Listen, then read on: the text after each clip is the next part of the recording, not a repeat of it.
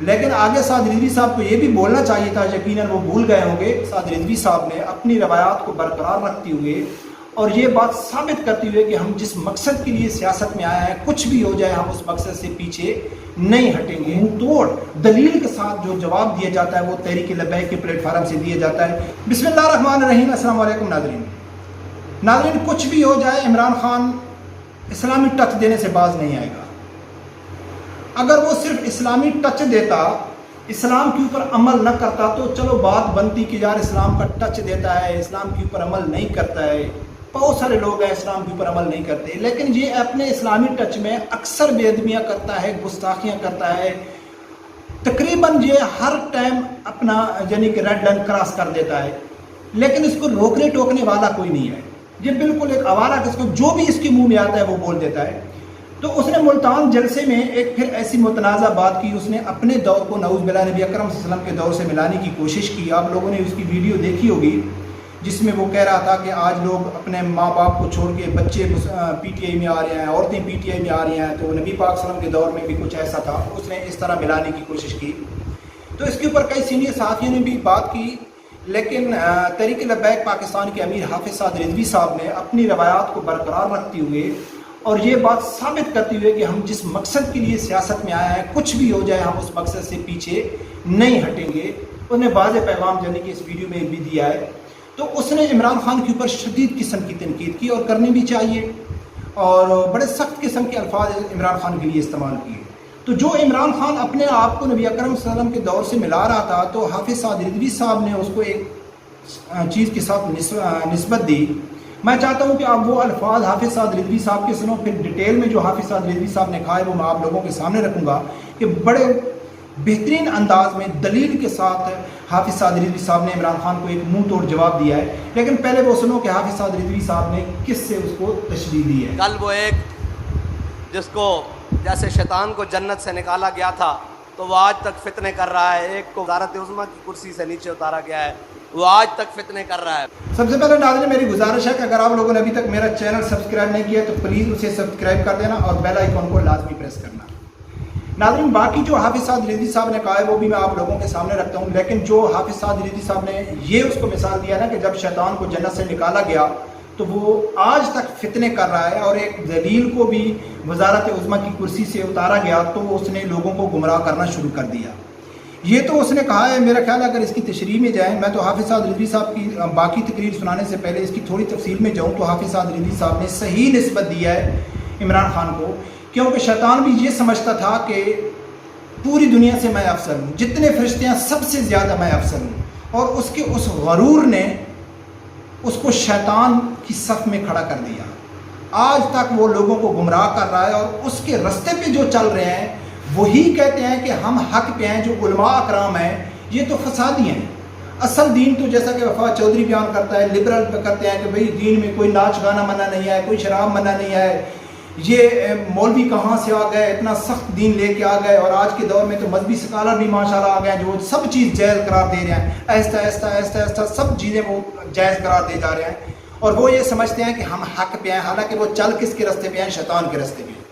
اور شیطان کا جو رستہ ہے سب لوگوں کو معلوم ہے کہ شیطان کا رستہ کون ہے۔ جو آج کے دور میں جتنے بھی یہ فحاشی کے اڈے ہو گئے، یہ شراب ہو گئے، یہ جھوٹ ہو گئے، یہ دنیا، یہ سود ہو گئی، سب چیزیں جو ہیں نا یہ شیطان کے رستے ہیں، اور لوگ اس پہ چل کے اپنے آپ کو بڑا کامیاب آدمی سمجھتا ہے، بڑا سمجھدار آدمی سمجھتا ہے، بڑا پڑھا لکھا آدمی سمجھتا ہے کہ جو بھی پڑھا لکھا آدمی ہے، جو بھی لبرل مائنڈڈ آدمی ہے وہ کہتا ہے کہ ہم صحیح رستے پہ جا رہے ہیں، یہ مولوی تو تنگی کے رستے میں ہم کو لے کے جا رہے ہیں۔ اور عمران خان نے جو بیانیہ دیا، عمران خان بھی کہتا ہے کہ میرے کے علاوہ پاکستان میں تو کوئی اچھا ہے ہی نہیں، صادق اور امین تو صرف میں ہی ہوں، اور اس کی جتنے فالوور ہیں وہ کہتے ہیں کہ عمران خان ہی ہے صرف پاکستان کو مشکل میں نکال، یعنی کہ عمران خان بھی اپنے آپ واحد سب کچھ سمجھتا ہے۔ جو سعد رضوی صاحب کہتے ہیں کہ اس کی تشبیہ اگر آپ کریں تو یہ بالکل سیم ہی بیٹھتی ہے، اور عمران خان کے جو فالوور ہیں وہ سمجھتے ہیں کہ رمضان شریف میں عورتوں کو نچا کے ہم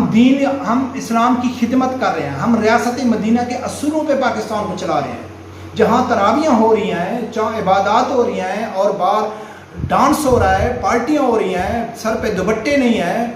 فاشا قسم کی عورتیں ناچ کر رہی ہیں، اور وہ اس کے فالوور کیا کہتے ہیں کہ جی عمران خان صادق اور امین اور امت مسلمہ کا لیڈر ہے، ہم تو حق پہ ہیں۔ یہ تو اس نے اس کی تجویز دی۔ باقی جو سعد رضوی صاحب نے کہا ہے وہ کہتا ہے تو یہ ذلیل اپنے دور کو حضور اکرم صلی اللہ علیہ وسلم کے دور سے تشبیہ دیتا ہے۔ حضور اکرم صلی اللہ علیہ وسلم کے دور میں تو مشرکین کو مکہ سے نکال دیا گیا تھا، تو حافظ سعد رضوی صاحب نے بہت زبردست قسم کی دلیل دی۔ اس نے تو کافی دی، لیکن 2-3 کا میں آپ لوگوں کے سامنے ذکر کرتا ہوں۔ ایک اس نے کہا ہے کہ نبی اکرم صلی اللہ علیہ وسلم کے دور میں تو مشرکین کو مکہ سے نکال دیا گیا، اور عمران خان کے دور میں کرتارپور کھول کے مشرکین کو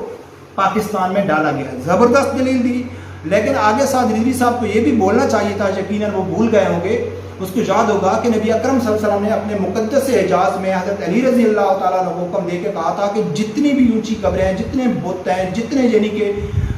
سب جو اس کو نا بتوں سے پاک کر دو۔ لیکن عمران خان نے 400 مندر کا اعلان کیا تھا پاکستان میں، 400 مندر کا، اور اپنے 4.5 سالہ دور میں ایک مسجد بھی نہیں بنوائی، بلکہ کئی مسجدوں کو یعنی کہ حکومت کی جگہ کا یعنی کہ ثابت کر کے ان کو گرایا گیا، ان کو شہید کیا گیا۔ یہ ہے عمران خان جو اپنے آپ کو نبی اکرم صلی اللہ علیہ وسلم کے دور سے، اگر اس کی ڈیٹیل میں جائے تو گھنٹوں کی ویڈیو بن جائے گی، لیکن بعد میں حافظ سعد رضوی صاحب کہتا ہے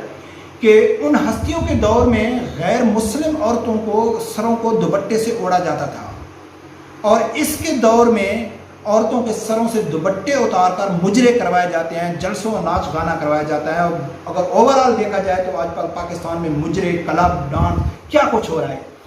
اور باقی نبی اکرم صلی اللہ علیہ وسلم کے دور میں کیا ہوتا تھا سب لوگوں کو معلوم ہے کہ نبی اکرم صلی اللہ علیہ وسلم کے دور میں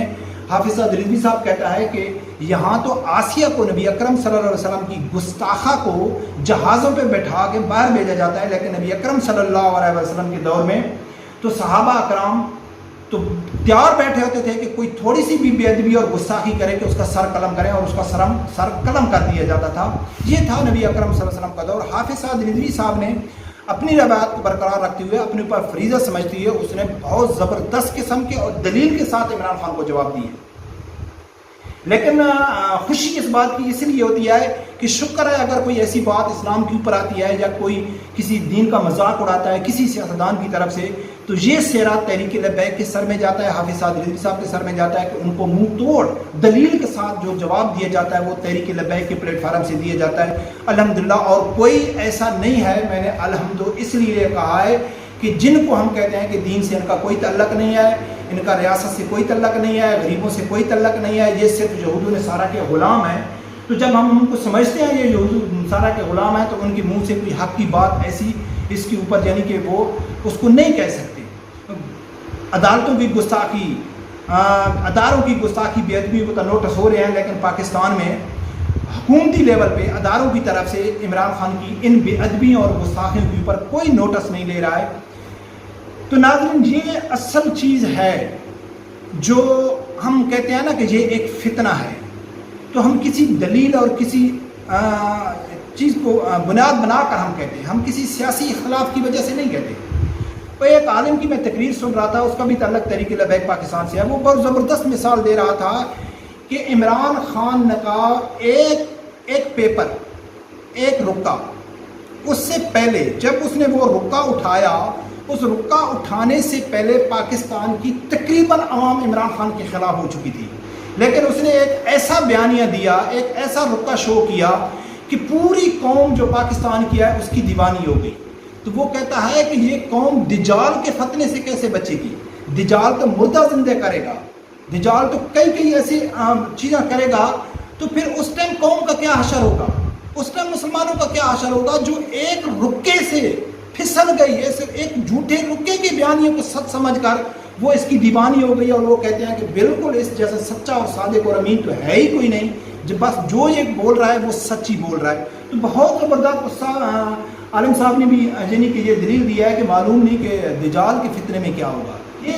تھا حافظ سعد رضوی صاحب کا شدید قسم کا رد عمل۔ باقی رب پروردگار سے یہی دعا ہے کہ اللہ تعالیٰ ہر آدمی کو حق سچ سننے کی اور اس کے ساتھ کھڑے ہونے کی توفیق عطا فرمائے، اور اس فتنے سے بھی قوم کو محفوظ فرمائے۔ اللہ حافظ۔